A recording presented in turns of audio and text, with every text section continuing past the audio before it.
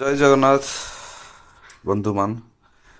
ଆଜି ଆମ ପାଖରେ ଗୋଟେ ପୁରୁଣା ଆକ୍ୱାଗାର୍ଡ଼ର ମାନେ ୟୁରେକା ଫରବେସର ମେମ୍ବ୍ରାନ୍ ଅଛି। ଆଜି ଆମେ ୟୁରେକା ଫରବେସ୍ ମେମ୍ବ୍ରାନ୍କୁ କଟିଂ କରିକି ଦେଖିବା ୟା ଭିତରେ ଆକ୍ଚୁଆଲି କ'ଣ ଲାଗିଛି, କ'ଣ କେଉଁ ମେମ୍ବ୍ରାନ୍ ରହୁଛି, କ'ଣ କେମିତି ରହୁଛି, ତା ବିଷୟରେ ଆମେ ଡିଟେଲ୍ସ ଭିଡ଼ିଓ ବନେଇବା। ଆପଣ ପୁରା ଲାଷ୍ଟ ତକ ଦେଖନ୍ତୁ। ଯଦି ଆମ ଚ୍ୟାନେଲ୍ ଭଲ ଲାଗୁଥିବ ଆମ ଚ୍ୟାନେଲ୍ଟାକୁ ଟିକେ ସବସ୍କ୍ରାଇବ୍ କରିନିଅନ୍ତୁ। ଆମେ ଓଡ଼ିଆରେ ଏମିତି ବହୁତ ଭିଡ଼ିଓ ବନଉଛୁ। ଆର ରିଲେଟେଡ଼୍ ଆପଣଙ୍କର ୱାଟର୍ ଫିଲ୍ଟର ରିଲେଟେଡ଼୍ ଆମେ ସବୁ ପ୍ରକାର ଭିଡ଼ିଓ ବନଉଛୁ। ଆପଣ ସବସ୍କ୍ରାଇବ୍ କରିନିଅନ୍ତୁ। ଆପଣଙ୍କୁ ଆର ରିଲେଟେଡ଼୍ ବହୁତ ଅଜଣା ଜ୍ଞାନ ମିଳିଯିବ ଆପଣଙ୍କୁ। ଚାଲନ୍ତୁ ଆମେ ଦେଖିବା, କାଟିଂ କରିକି ୟାକୁ ଦେଖିବା ତୁରନ୍ତ, ଦେଖିବା ଆ ଭିତରେ କ'ଣ ଅଛି।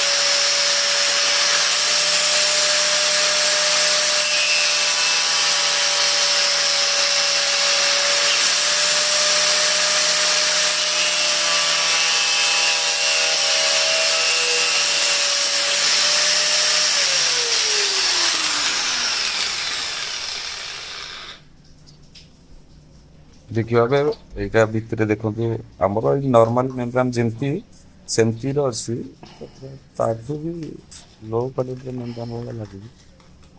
ସେମିତି ଭଲ କାମ କରେ ଆକ୍ୱାଗାର୍ଡ଼ର, ଅଧିକା ଦିନ ଲାଷ୍ଟିଂ ସେଇ ସମାନ, ସେ ଆମ ଲୋକାଲ ମେମ୍ବ୍ରାନ୍ ଯାହା ତାରି ଟାଇପ୍ର ଦେଖନ୍ତୁ ଭିତରୁ ଗୋଟେ ବାହାରିବ ଏବେ।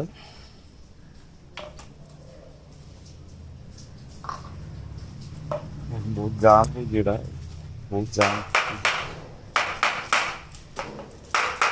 ଦେଖିବା କ'ଣ କେମିତି ଅଛି ତା ଭିତରେ ବାହାରିବ, ଦେଖନ୍ତୁ ଜୋରସେ ବାହାରିବ ଟିକେ।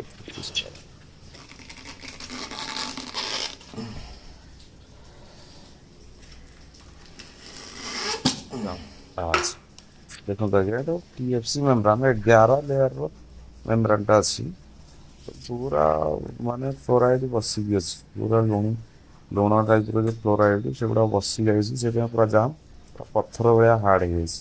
ହାର୍ଡ଼ ହେଇଗଲା ମାନେ ମେମ୍ବ୍ରାନ୍ ଆଉ କାମ କରିବନି ଯାଇକି, ଆଉ ପାଣି ଫିଲ୍ଟର ହେଇକି ବାହାରିବନି। ତ ସେଇ ଜାଗାରେ ଆପଣଙ୍କର ଆମର ଏଇଟା ଆପଣ ଚାହିଁଲେ ଯେ କଷ୍ଟମରର ବ୍ରାଣ୍ଡ ପେପରରେ ଥିବେ ସେ ଆକ୍ୱାଗାର୍ଡ଼ର ଲଗେଇବେ, ଆମ ପାଖରେ ବି ଆଭେଲେବୁଲ୍ ଅଛି। ଆଉ ଯଦି ବ୍ରାଣ୍ଡ ନାହିଁ ସେ ଅଦର ବ୍ରାଣ୍ଡରେ ଲଗେଇଲେ ବି ଆରାମସେ ବି ସେମ୍ ଲାଷ୍ଟିଂ କରିବ। ଆପଣଙ୍କର ଫ୍ଲୋରାଇଡ୍ ପାଣି ଆକ୍ୱାଗାର୍ଡ଼ ଯେତେ ଦିନ ଲାଷ୍ଟିଂ କରୁଛି, ହାଇଡ୍ରୋକ୍ଲୋରିକ୍ ମେମ୍ବ୍ରାନ୍ ତାଠୁ ଅଧିକା ଲାଷ୍ଟିଂ କରିବ। କିନ୍ତୁ ଆମେ ଆଜ୍ଞା ଡୋଜର ଫୋଜର ଦେଇକି ଆପଣଙ୍କୁ ବଢ଼େଇ ପାରିବୁ ସେଇ ଦେଖନ୍ତୁ। ଏବେ ଆକ୍ୱାଗାର୍ଡ଼ ଭିତର ଜିନିଷ ଆମେ ଦେଖେଇଲି। ଯଦି ଆମ ଭିଡ଼ିଓଟି ଭଲ ଲାଗେ ଆଜ୍ଞା ଭିଡ଼ିଓଟି ଲାଇକ୍ କରିବେ, ସେୟାର କରିବେ। ଆଉ ଯଦି କିଛି କୌଣସି ରିକ୍ୱାରମେଣ୍ଟ ରହେ ଅନୁକୂଳ ପାଇଁ ଆମ ସହିତ ଯୋଗାଯୋଗ କରନ୍ତୁ।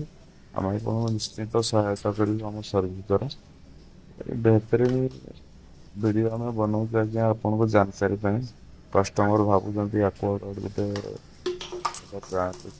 ଭଲ ଜିନିଷ ଥିବ, କିନ୍ତୁ ସେଇ ସମାନ ସେ କଭର ଭିତରେ ବି କରୁଛି, କଭର ବାହାରେ ବି କରୁଛି।